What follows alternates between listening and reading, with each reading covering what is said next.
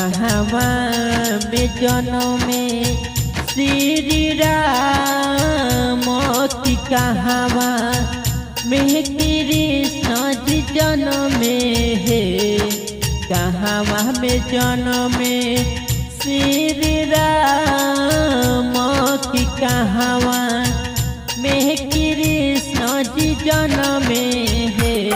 हे लाला ना कहवा में जन्मे हनुमान की तीनों धारा सोहर होला है। हे लाला ना कहवा में जन्मे हनुमान की तीनों धारा सोहर होला है। धारा सोहर होला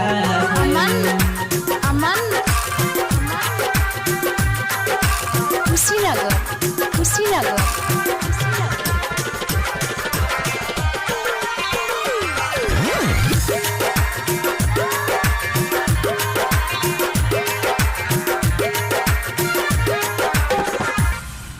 अयोध्या में जन्मे श्री राम की मथुरा में कृष्ण जी जन्मे है।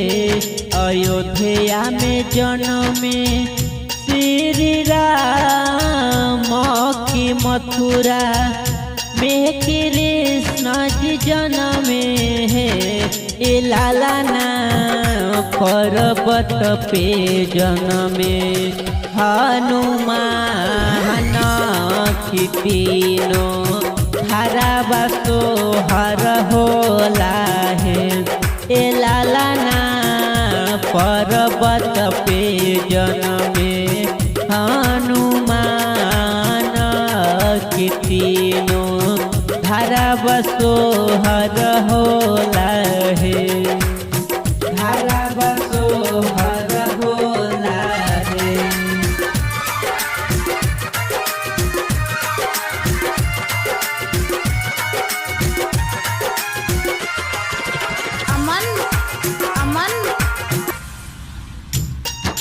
के कराही जन्मे श्री राम के करा ही कृष्ण जी जन्मे है। के कराही जन्मे श्री राम के करा ही कृष्ण जी जन्मे है। ए लाला ना के कराही जन्मे हनुमान की तीनों धारा सोहर होला है। हे लाला ना के कराही जन्मे हनुमान की तीनों धारा सोहर होला है। धारा सोहर होला है।